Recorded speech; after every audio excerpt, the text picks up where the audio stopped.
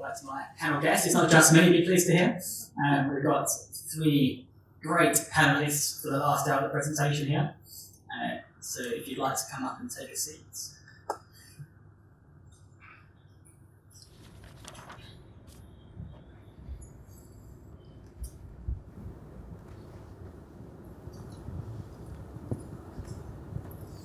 Right, so for those that don't know me, my name's Sam Robinson. I'm a partner in the financial regulation team at CMS. You can see us up there in the box on the screen there. We're one of the sponsors of the conference. And the last presentation we have today, we've got 3 people you can see alongside me. At the far end, we have Vikas Patel, who's a strategic relationship manager from Swift. Then we have Alan Ainsworth, head of policy for the Open Banking Implementation Entity. And then closest to me, we have John Roxas from Open Banking Europe. Now, I thought I'd allow each of them a bit of time to go through a bit more about what they are doing and their backgrounds before we kick off. Vikas, we go first. So, thank you, and it's a pleasure to be able to speak this afternoon. So, my name's Vikesh. I work at Swift. I have a number of roles there. So, I look after our key client coverage teams in the UK, Ireland, Nordics. So, working with some of the largest banks in that region. I also work to manage our market infrastructure relationships. So, the likes of the Bank of England, CLS, Pay.UK. And I also have responsibility over some of our Nordic teams as well. And over to you. Thank you very much, and equally delighted to be here, and thank you for inviting me. So, Alan Ainsworth, Head of Policy at Open Banking, and the best way to explain what that means is to just, if you'll indulge me, I'll just go through a little bit of my journey around open banking, which started about 8 years ago, and it came up on my Facebook feed that I was at number 10 just over 8 years ago at the launch of something called My Data. And that was cross-sectoral, and the principle there, this was before mobile phones were everywhere, was you would download your data and then upload it to a third-party program rather than app, and that app program would tell you lots of things about yourself. And you would be able to then make better purchasing decisions, consumer choice decisions, etc. And what that sparked in me is a recognition that when I started open banking a year ago, with the move to people using apps, with APIs, with making data mobility far easier than that early model of 8 years ago, the sort of consumer experiences and business experience that could be delivered through this technology was just massive compared to what it was even 8 years ago when number 10 was sufficiently interested to call that summit meeting that led to the beginning of My Data, and which was the forerunner of what we now know as open banking. So when I started a year ago, open banking was a thing. It was already set up by the CMA, under the CMA order, and we had live production APIs being put out there by 9 big banks. But all those services that I was really encouraged were going to come through weren't really coming through at that point. I guess you could now term what we started in January last year as a bit of a minimal viable product. But it proved that it worked, and there were TPPs already consuming those APIs. But we had one problem. And the one problem was that consumers were looking at some of this stuff and they weren't using it because it was a bit clunky. And anybody who started to use open banking just over a year ago would probably say the customer experience left a little bit to be desired. And the good news was that we noticed that quite early, and we did a lot of research with organizations to find out what it was that was causing friction, causing things to take a lot longer than they should have, to be a lot clunkier than they should have been, and was switching customers off from using third-party apps. And with all that work, we came up with some ideas as to how we can make that customer experience better. Because fundamental to the success of this is that customers can use it easily and easily consume those services offered by TPPs. And only if they can do that will TPPs come into market. So we recognise the need to come up with something that we call customer experience guidelines. And that was that plus app-to-app authentication, which enables you to use your mobile app authentication from your bank within the redirect journey were the two big things that we recognised a need for, and they're baked into our PSD2 compliance standard, which was issued back in September and is now active within some of those CMA9 banks, and is the basis for any bank that wants to become PSD2 compliant. We've got a standard out there already being used by some banks that can enable PSD2 compliance. So that makes me really excited about the journey. So the journey that started with 9 banks told to do this by the CMA is now a journey that has over 100 participants in it, and more to come. There are lots of organisations in our ecosystem testing, trying to go through the authorisation process with the FCA, already active. We've got around 20 TPPs live in production, not just in test, in production. We've got not 9 banks using our APIs and signed up with us. Double that number and you're closer to the reality. And they're big. You know, the biggest credit card companies, the biggest banks that aren't CMA9, all signed up, all using the open banking standard, all using the open banking directory. So what I'm starting to see is a picture that says using standards, using API standards, using PSD2 compliance standards is actually creating an ecosystem that's got really good live use cases, a bunch of TPPs that are or are about to offer really helpful services to consumers and businesses that will enable them to make better choices, manage their businesses better, get more choice around the financial services they're going to get better prices, whatever it is. And they're coming on stream. So it makes me really excited that this is a reality. Open banking isn't a concept. It's real. And it's only going to get more real as we get towards the PSD2 deadline in September. Thanks, Alan. That was very interesting to understand a bit of background as to what you've been doing. I'll ask the same question to you, John, in regards to your experience up to now. Yeah, sure. So many thanks. I was very pleased when I heard that I was on the last panel of the last day of this conference, because you're the best people. You're the ones who stuck with us, the keenest, the most enthusiastic. So I'm really looking forward to speaking to you over the next 45, 50 minutes and sharing a couple of ideas with you. I also had something of a journey to where we are now. So I'm John Broxis. I work for a company called Preta, which is part of the EBA Clearing Group. EBA Clearing runs 2 of the largest pieces of European payments infrastructure, Euro 1 and Step 2. I live in France. I've been there about 17 years, working within this group. And we started what we would now call a payment initiation service we launched 6 years ago, called My Bank. And most of you in this room won't have heard of it, but we're quite big in Italy, quite big in Greece, and we're doing about 10 million euros of business every day. People are buying stuff with this My Bank button that's on different websites. That's good, but it wasn't what we wanted. We wanted what we built and created with the banks around us to become pan-European. And we told the banks, if you don't get on board with something like this, in a couple of years, the Commission's going to come along with a bit of legislation and they're going to make you do this. Well, here we are now talking about PSD2.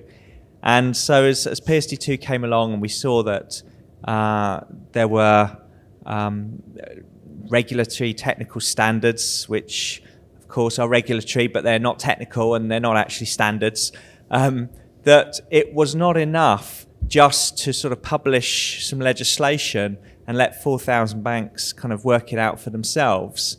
And I think just as Alan's mentioned, that you need a lot more on top of that, possibly branding, possibly consumer awareness. But the thing we started with was the idea of identity and a directory. If you're going to have all of these different TPPs, different organizations accessing accounts, we're not using BICs for this, we're not using sort codes, we're not using other clearing codes or national IDs, we're using these authorization numbers that are scattered across 31 different registers.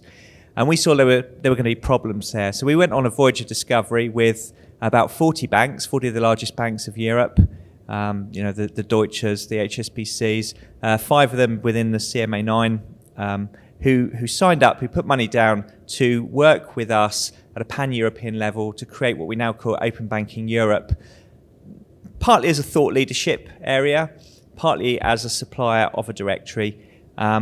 And that's, I think, why I'm here today, to talk a little bit about what we do and what the banks see open banking in a perhaps a continental European perspective that's maybe slightly different from what we see in the UK, or not. And we can discuss that, I think.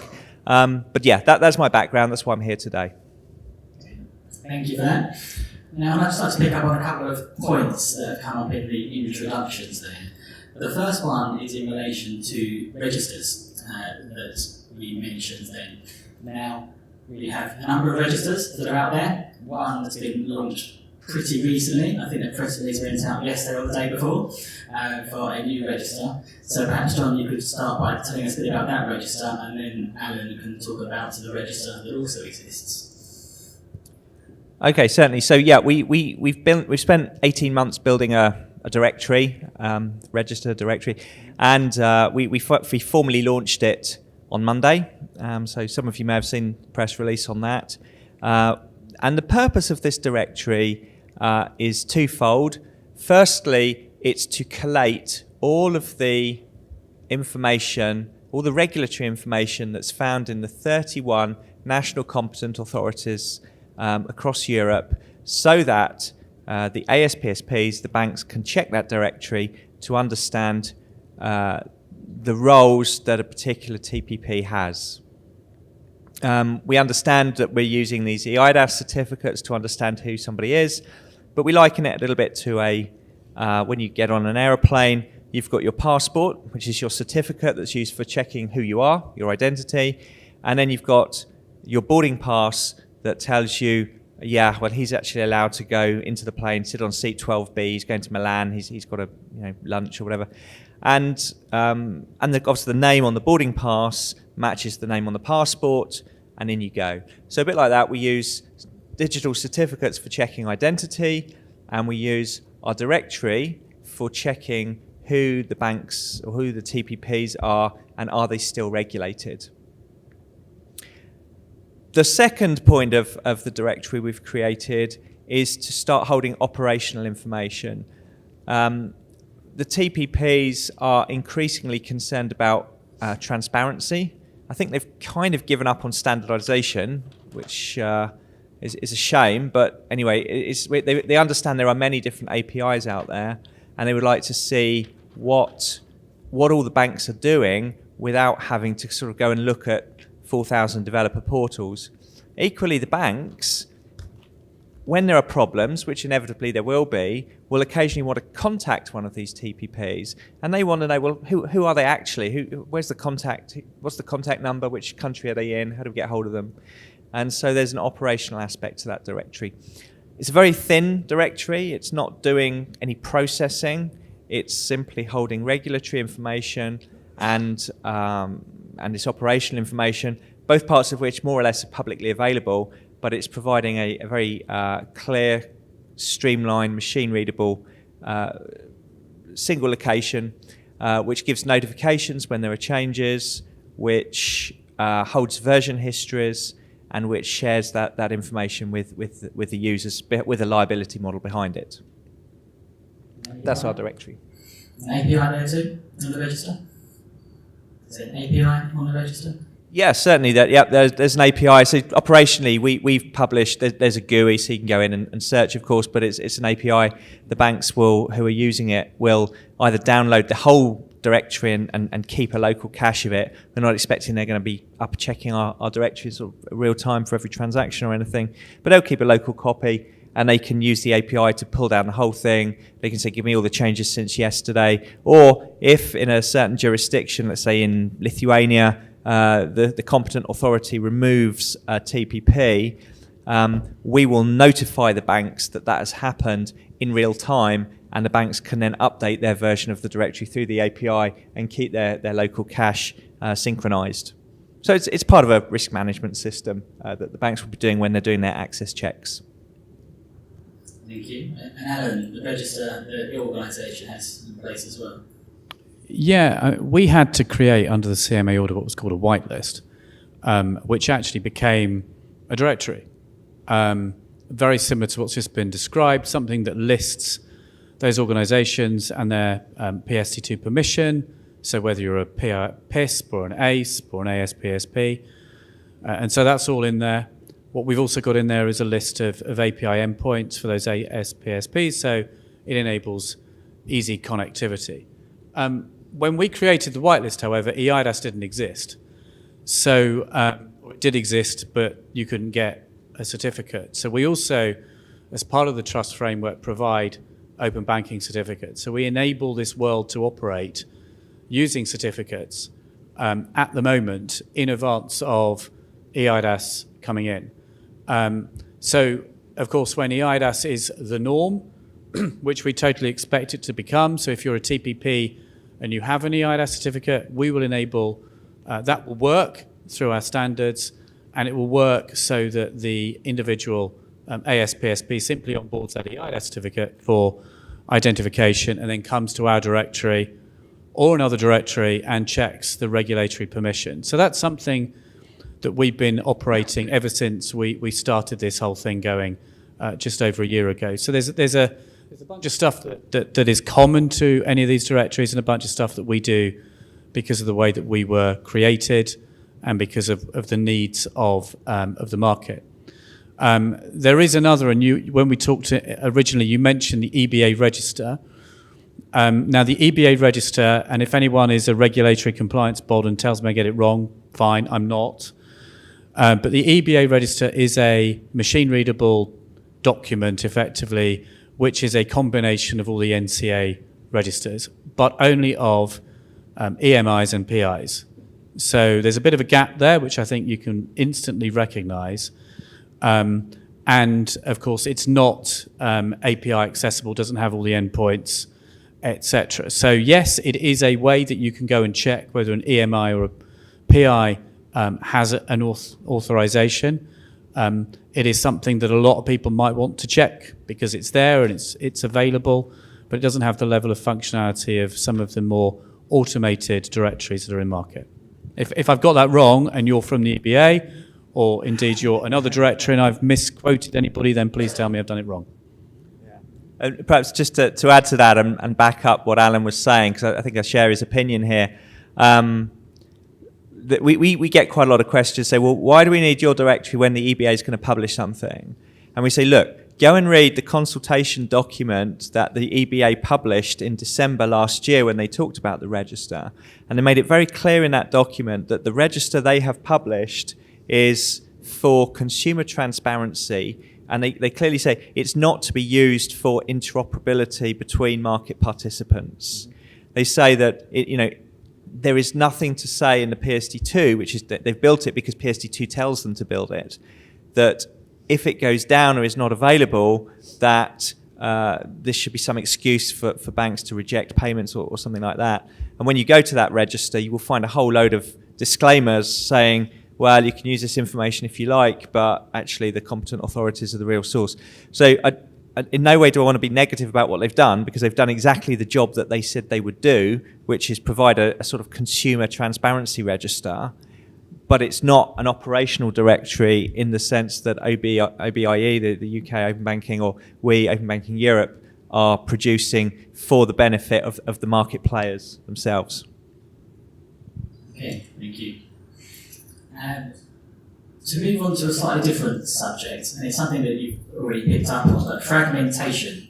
And the reason for this subject is because it's come up a couple of times today already, particularly during the token presentation earlier today, which is the fact that a lot of banks have different APIs. And those of you that were in the room would have seen the slide where there's all the lines coming across and token in the middle, and just one or two lines coming out the other way to try and make things more straightforward and easier for the industry. And I suppose my question is, what have you seen that's out there to help people in the industry and to take into account the different APIs, and also what are your organisations doing to try and help the industry deal with this issue? So I think, I'm not sure how familiar people are with Swift, but if I take a couple of minutes, so we're a cooperative that's been around since 1974. We provide secure financial messaging at our heart for 12,000 endpoints around the globe. We have a range of messaging and standards that we provide around that. So from cross-border payments to securities messages to FX and trade messaging. So we, talking to the question, and it's a very good one, and we're doing a lot of work in that space at the moment. It's to some degree inevitable that fragmentation has happened because of the pace of implementation across Europe and the globe on kind of open banking, PSD2. What Swift are doing, we have spent years working with the industry, working with multinational banks in many different jurisdictions to really build up a data dictionary around how you should be transacting messaging and business cross-border or in country. That's all around ISO 20022. There's a lot of migrations that are planned over the next 5 years as payment infrastructures move to that kind of language. What have we done then to answer the fragmentation? We're working with a number of open banking entities across Europe and the world to really take the data elements of ISO 20022 to really make that available to developers and programmers. And you can see that on Swift and swift.com, so that if you are a developer, you can actually go in and say, well, if this is the kind of API that I'm trying to build, I know the kind of elements that I should do. Still be flexible, because the whole thing around API development is it is flexible. And we're working around tooling up people so that innovation and the overlay services that we feel are going to be the next generation of APIs are fit for purpose. And we heard from Stephen earlier, the idea of reuse in different jurisdictions if you're a bank working in different markets. So that's one angle of what we're doing and kind of how we're helping there. And another part is, we're thinking about specific use cases. So, people may have seen pay later and other kind of use cases that are coming out. We've been working to take that data element and that data dictionary and apply it into real use cases that, people are, just testing and going live in production. And I think the work that Swift is doing, it can be very helpful. And one of the things I've been conscious of, I used to work for a PISP, and when this was all going through the RTS, I think there were some people that did think that was going to be a technical standard. So what we did end up with the way PSD2 was written, as well as the way the RTS was written, is it was asking for fragmentation. And of course, because it didn't dictate a standard, it actually said, go and do whatever you like as long as you're complying with these rules. And I know that the ECB and now the ERPB are concerned about that. They've been concerned about that from day one. Now, in the UK, we've been quite fortunate, I think, in having OBIE. I would say that, wouldn't I? But what we have done is create a very tight standard for the UK. So if the UK becomes an area where our standard becomes effectively ubiquitous, you get a significant less level of fragmentation than you would where there is a proliferation both of standards and different ways of implementing. There are other standards initiatives, and that's great. Some of those standards initiatives are, in some respects, less tight and less standard than ours, but it's still a good thing. And I do think that most of particularly the large European banks, will use one of those large standards initiatives. So that will reduce fragmentation. To the point that's just been made around reducing that even further, clearly we've got to get through September. Nobody wants to change anything between now and September, and they'll probably need a little bit of ironing out once we've got through that timetable. But I do see a move, and the standards initiatives are talking to each other.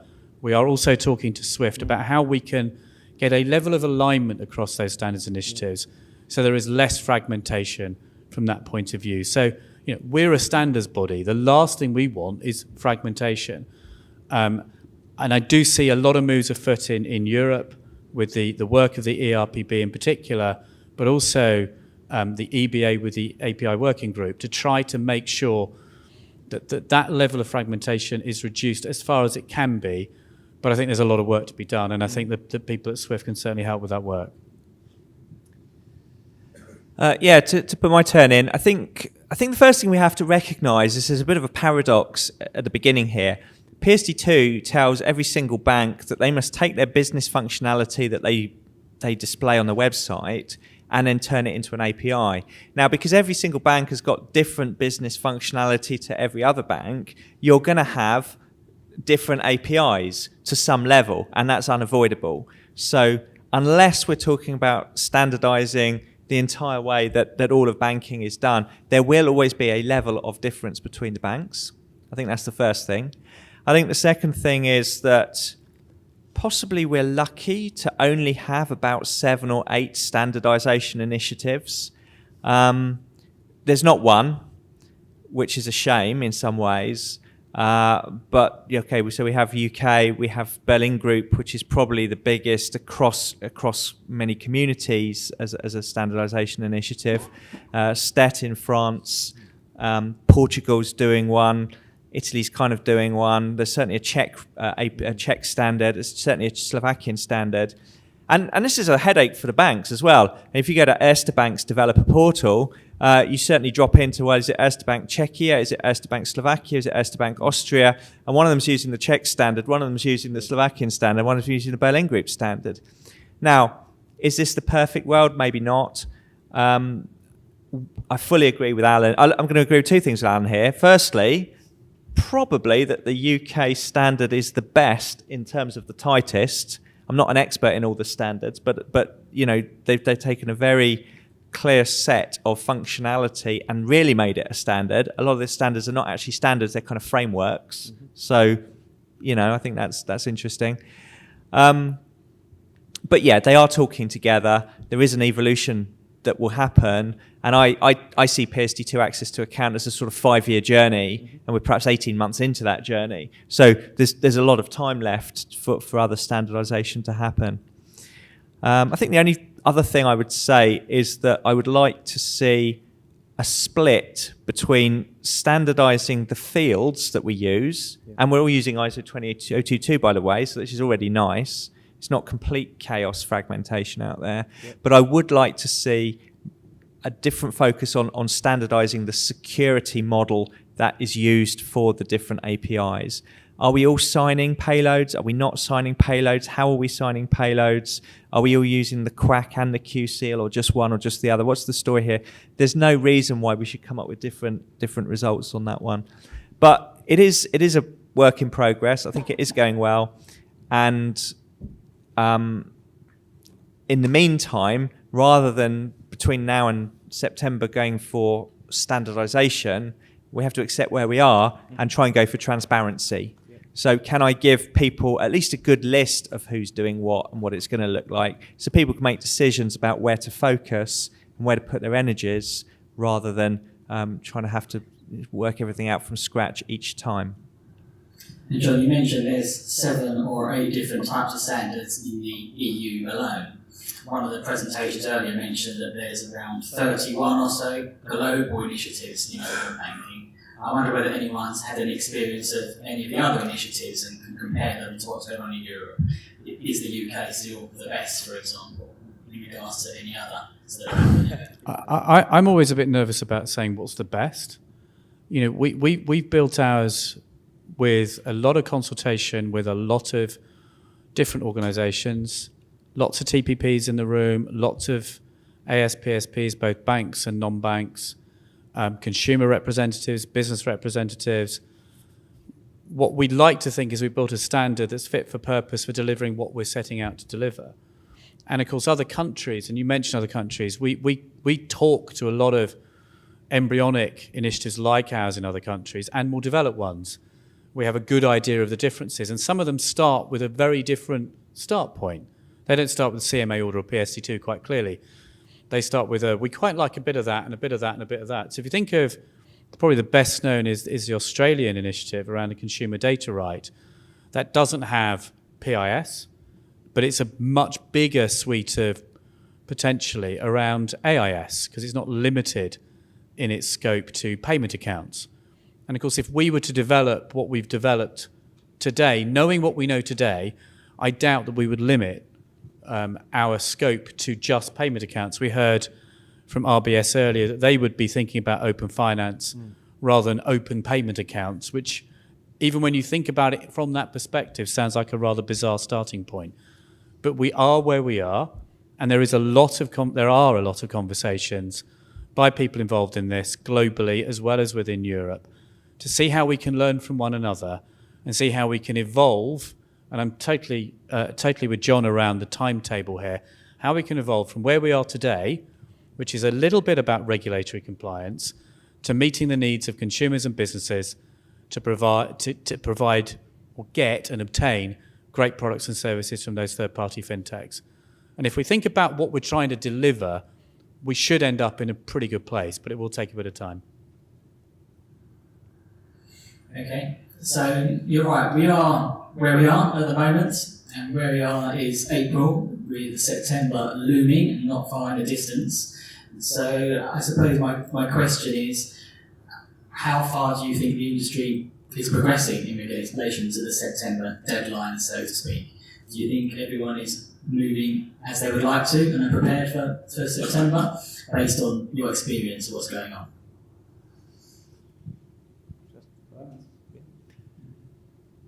Yeah, I'm pretty sure no one's where they want to be. Everyone would like to be further ahead, and I think there's a lot of running around trying to get things in place. I think there was a lot of work gone on in the last couple of weeks to try and hit 14th of March deadlines. I can only reflect, and then it'd be interesting to hear what Alan says, but the UK are a year and a half ahead of the rest of, let's say, continental Europe, basically. You had an order that you had to deliver on for, I think, 14th of January 2018. You had 9 banks. You had a funded, a 6-digit funding, of a really centralised programme, and I suspect it was a year before you were really at a point where you wanted to be. I mean, you can sort of say that. I think we should reflect of, okay, in all seriousness, given that the Dutch only transposed 6 weeks ago, the EBA register only kind of popped up last week. We're still seeing RTS is getting signed off finalisation. There's still discussion around the IDAS certificates. How effectively do we think that 4,000 banks are going to deliver what they're meant to deliver, where there's very little central guidance and no very strongly funded central programme making that happen? So I'm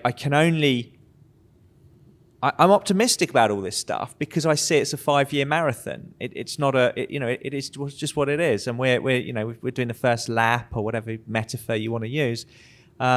We're perfectly where we normally should be for a thing that affects 500 million people and 4,000 to 5,000 banks. It doesn't mean we're all going to be using live, ready for fit for purpose APIs in September though.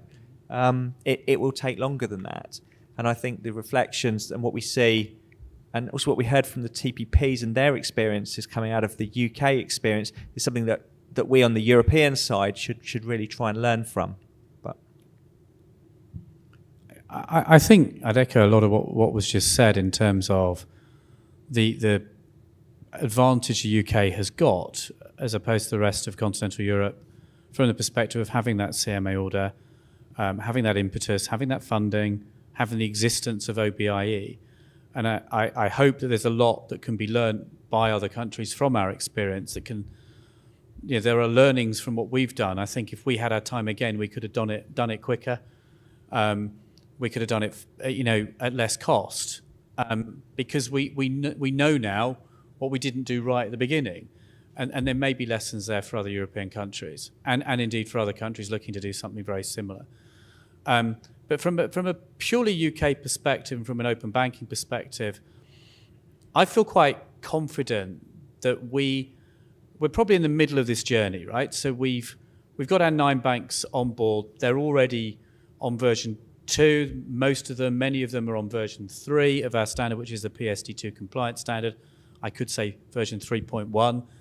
But we are at a stage where there is a maturity within that ecosystem, particularly with those 9 banks, which can give TPPs a great deal of confidence that they can use something that's usable.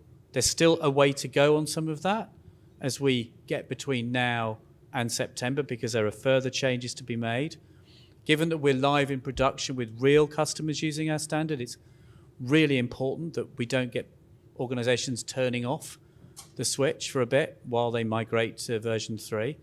So they are some of the things that we're very mindful of. We're not just creating a new thing for September, we're moving a thing that's already live to something that will have additional functionality in September.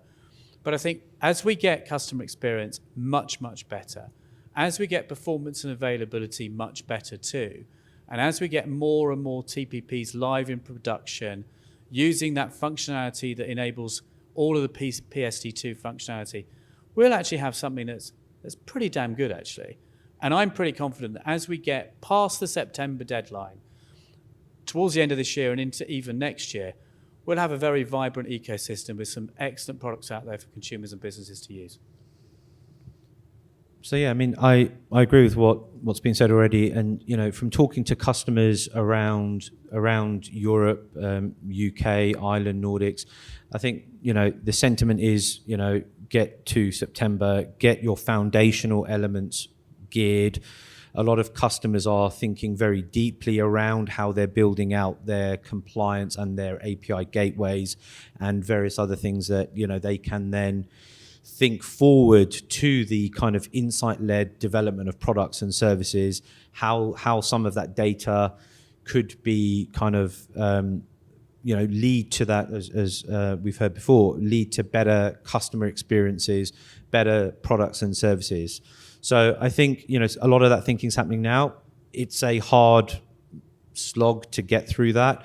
People are at different journeys, and the UK's had more time, as we've heard. Others are learning from that journey too. So yeah, I think there's an element of get your foundational elements built, be prepared for the future, really harness the flexibility that APIs can give you, and really start to think about the next generation of overlay services, the development of that ecosystem, really that collaboration that will help the end user and that user experience. Thanks, Lucas. I have quite a few other points that I'd be more than happy to raise with the panel, but I'm conscious of time, so I thought I'd just ask right now whether anyone's got any questions they would like to ask the panel. Yes?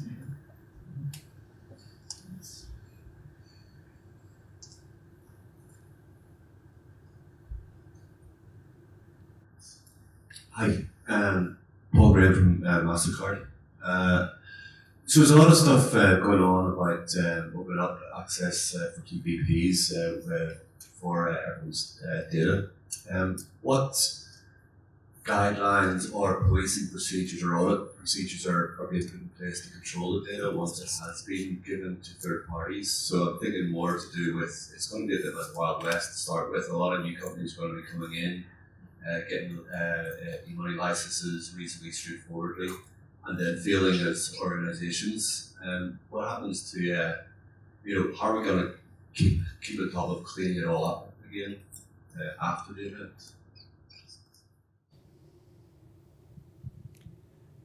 So I think I hope we're all on the same baseline that every company that gets access to this data is regulated. I think we can say that. Now, whether we trust our regulators to the extent that's fine, then we don't have to worry. I don't know. I just want to. I think a lot of the last 2 years' discussion has been a sort of fight between, let's say, the fintech TPP side, who want to sort of get, beat the banks, get into the banks, this kind of story. Maybe in the UK you've been beyond that, but still in Europe that's been echoing on even into last year. And then the banks, who are the ones who, why do we have to do this? But one of the, certainly, I mean, I'm living in France, I see that every French bank is now acting as a TPP. Every bank offers me or the customer a view of their own accounts within that bank and a view of their accounts within the other banks, the other major banks in France. and they're actually using TPPs to do this, as it happens for now, or through screen scraping in an interim phase. The banks already have a lot of this financial data anyway and are sharing a lot of this data. So I don't think... One thing, I'm not sure, when we talk about consumer trust and consumers understanding about open banking, I'm not sure consumers will ever understand about open banking. They will just get services and use them, and it's the plumbing in the background. But secondly, anyone who's got the scale to play in this game, I feel, will be too big and too regulated to make serious abuses of this data.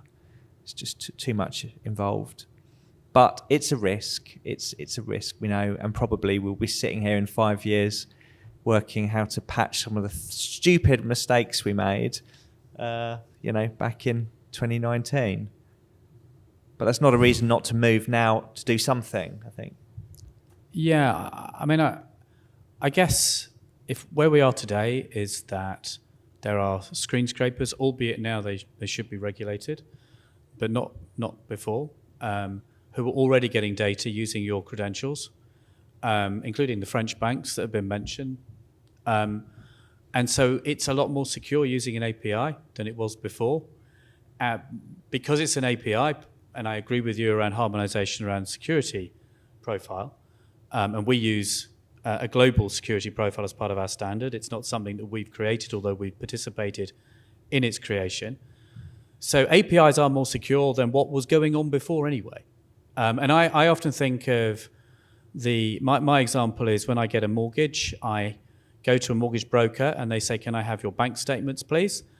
And I either copy them off my internet portal on my bank and then email them as PDFs because I'm tech savvy, or I get them from the envelopes that they were stored in somewhere in my hallway and I post them to the mortgage broker who doesn't need all that data and who probably has them. I have no idea what level of security is at that mortgage broker, and they then probably photocopy them again and send them to a bunch of mortgage providers.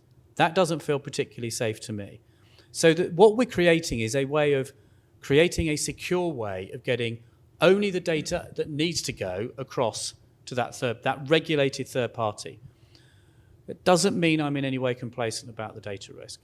But it is a regulatory thing. And I've been on the other side. I've been in a PISP filling out those application forms. Now, PISP is a slightly tougher hurdle than AISP. I would agree with that.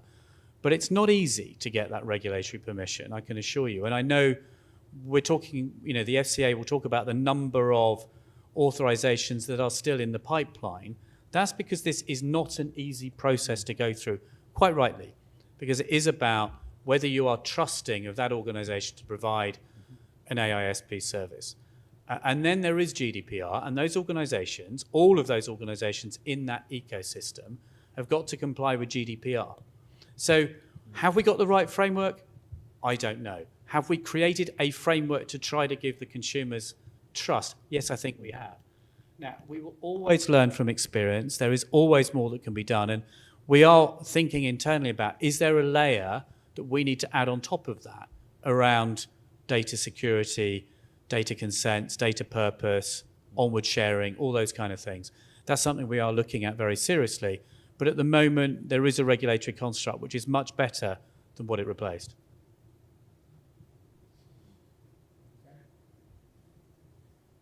Any other questions out there?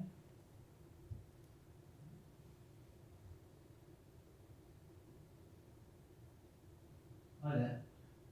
Just said this covers the correct use of customers' data in terms of data protection. So I think there's another dimension to this, which is cyber security risk, and the fact that every bank that has these APIs, they have to store certificates securely. Somewhere there'll be a weak link and there'll be an exploitation, and people's money will get stolen.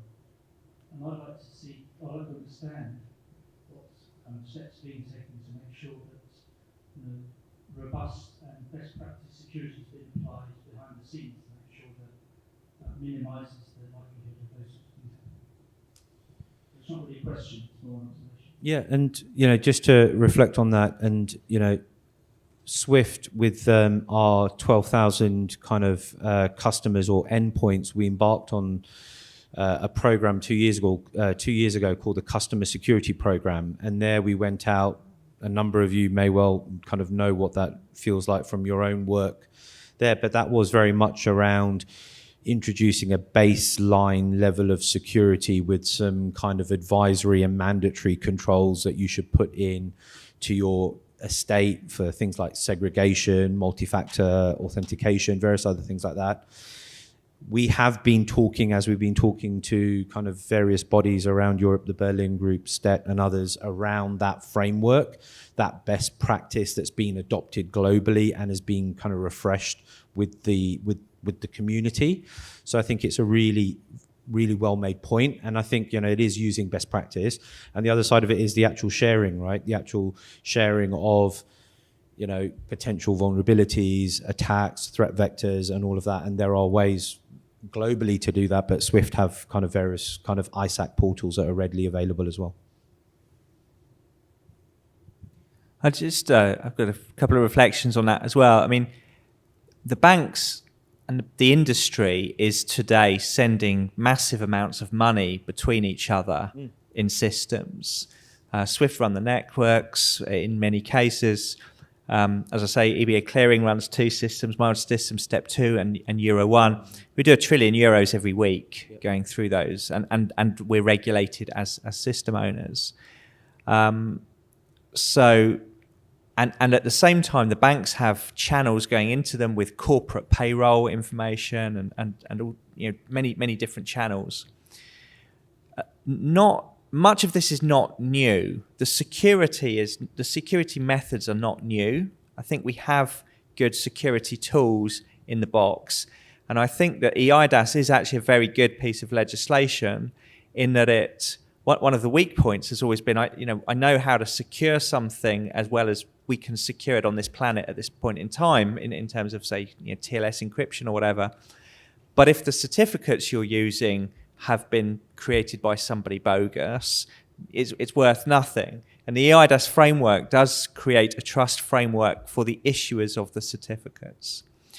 I do think that in the race to get APIs out there, 1 or 2 shortcuts have been taken, or there's been some gaps in standards where there isn't a standard to cover something. And I know that I've seen an email, ETSI, the European Telecoms and Standards Institute, the security people. We run an engagement group with the QTSPs for PSD2. A couple of them have seen 1 or 2 of the things the banks are doing and saying, yeah, they're doing that, but that's not actually a standard. We're not quite sure that's right. So I think one of the transparency things we're trying to do, and we're doing a questionnaire across the banks at the moment, is to understand which security protocols they are using, both at payload level, application level, and at transport level, which models of security they're using. And okay, you have the FAPI for the UK. But and to see, are we all on the same page, and can we all learn from each other and come to a better best practice than we've had time to come through in the last 3 to 6, 12 months, perhaps. So I share a slight concern on this one. I think it's a bigger problem for AIS. I'm slightly, once you've got a strong customer authentication and somebody's authorizing a payment where they're putting in a check digit, a code that's bound into the amount and the beneficiary, I'm not sure how much fraud you can do in an easy way. But yeah, encrypting the data properly is a thing, a topic. Any further questions out there?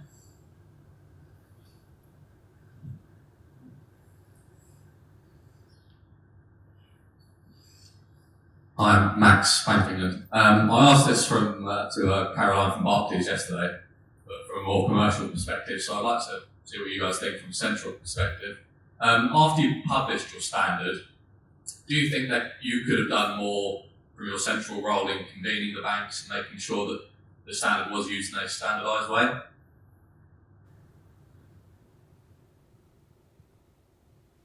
I guess that's aimed at me as an individual from a standards body. So I think what's really important is to get, one of the ways to get an exemption, you clearly have to go through that you've and explain this, what API you're publishing and what data is available if it's an AIS service to a third party. So you need to explain that to your national competent authority in your application form. One of the ways you can improve that process and shortcut that process is to show that you're conforming to a standards initiative, so to our standard. So we've created a conformance tool that enables you to demonstrate that you are conforming to our standard. And I think that is certainly a very good way for an organisation to be able to say to, in the UK's case, the FCA, we are using the open banking standard. We know that open banking standard enables A, B, C, and D. Therefore, let me show you the results of using that conformance tool. And if we can then certificate that you have used it in the appropriate way, then there's a third party saying, yes, not only have you used that tool, we can confirm you've used that tool appropriately, and therefore you are using our standard. So if you align the exemption process with our conformance tool and our standard, you should get to a stage where the banks are using our standard, can evidence they're using our standard, and you get conformance across at least those users of the open banking standard. Yeah, we don't actually, we're not one of the standards initiatives in the sense we don't have our own standard. But last year we felt strongly that there was a need to do more than just have paper standards published and then claim compliance with them. And in many cases, perhaps not the UK case, that they're not really standards, they are these frameworks. We started to try to create a conformance program. We felt that we could standardize a number of test cases. We thought there was a value to creating a program where the banks would show that they'd all done the same number of test cases, and maybe even create a central testing platform that would be built against different implementations and be an independent third-party witness that the banks had done a good job and that this would help the regulators. It didn't really get off the ground. I think the banks were just too concerned that they were trying to even get something live in the first place, let alone prove it to a third party.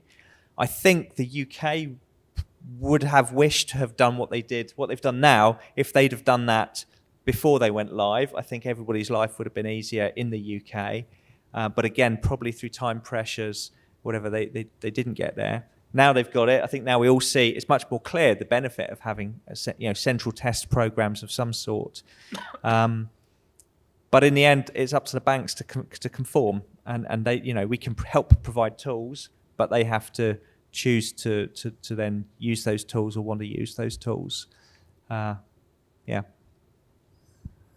Okay, I'm conscious of time, so I'd just like to invite the panel to give their final remarks in relation to what we're talking about today. And perhaps just pick up on a couple of points that we've been discussing today. I noticed what John said in relation to every French bank is a TPP.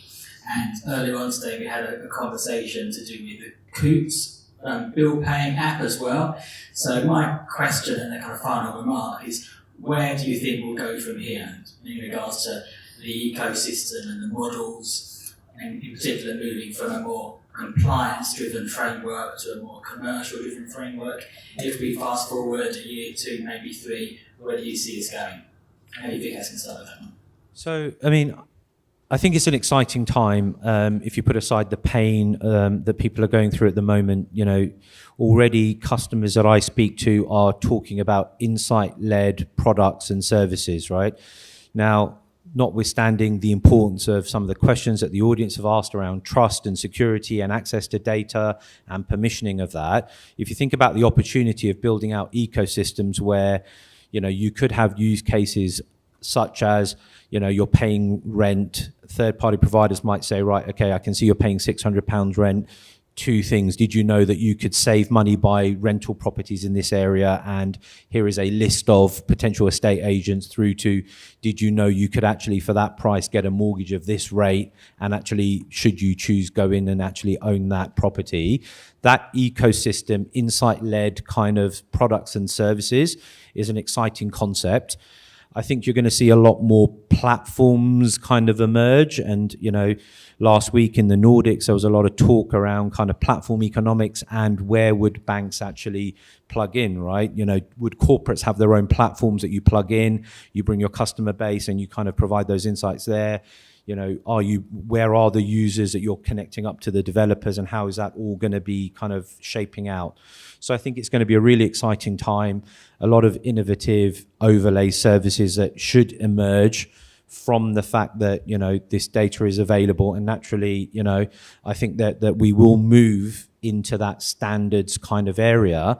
And actually my last comment is, when we've worked with groups like Berlin, OBIE, STET, there's not a million miles of difference when you actually, if you sit and map the standards and how these bodies are working, there isn't a huge delta there. And I think iteratively through various kind of releases and the intent to allow for that to kind of converge, I think we'll get to a pretty exciting place in the next couple of years. Yeah, building on what was just said, I think you will get to a level of maturity with the PSD2 implementation, which will enable those third parties to confidently offer services to consumers and businesses. So that's a good thing.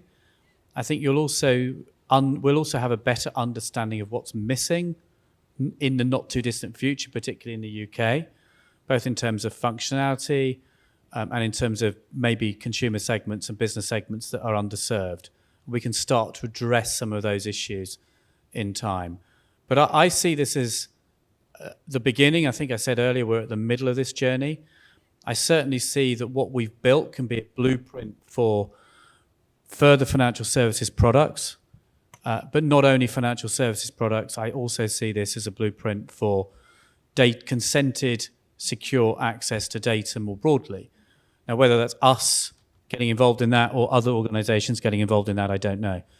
But I certainly see that the variety of products and services that can be offered by opening all this up to third parties is just down to their imagination. And I don't know, frankly, the real answer to that question, because it is down to whatever consumers use and whatever third-party providers are out there and whatever it is they produce. That's what's beautiful about this, is we don't know what it's going to end up with.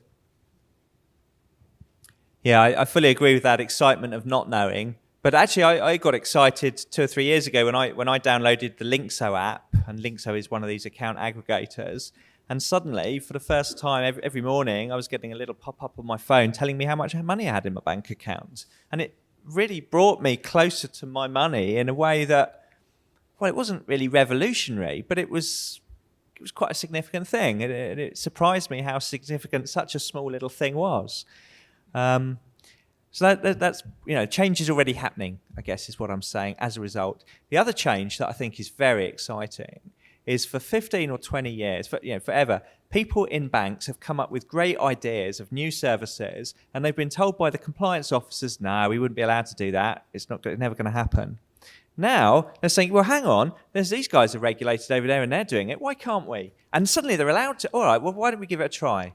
And it's completely changed the dynamic within the banks. Clearly, the banks, you're all exhausted running after following the regulation, but still, you're allowed to think of things that before always got killed off by compliance officers at some level. So I think that's interesting. And thirdly, the journey thing. You think you're halfway through the journey. I think we're a third of the way through the journey, but perhaps you're a year ahead because you're in the UK, and that's fine. I think we will come back to the topic of schemes before too long. There is a Euro Retail Payments Board that is kind of chaired by the European Central Bank, and they've started a working group to say, well, if we did have a scheme, what kind of things would we be needed to think about? And we'll discover that all of PSD2 is really the first chapter in a story that goes further than we are to really get that visionary stuff where we want it. But the future's great, but it's happening already, and that's fantastic as well. It's good. I guess, just one last thought, and I was talking to someone last week, and it's quite interesting. If you think about the users and people, technology's enabled kind of 3 key things as human beings that we've always for ages been worried about. So physical health, people are wearing kind of phones that are tracking how many steps they're taking. You've got your mental well-being, so you've got apps like Headspace and things that, you know, pop up and tell you when you should meditate. And the third one is actually financial well-being. And I think the ecosystem that's kind of there is that third element of that end users kind of, you know, what are those three things that people tend to worry about? And I think it's an exciting thing that, you know, APIs are springing up. You can see your financial status and on aggregation apps and things of that order. Thank you for those final thoughts. And that, conscious of time, that does bring us to the end of this presentation. All that's left for me to say is thank you very much to the panel for a very interesting and informative hour.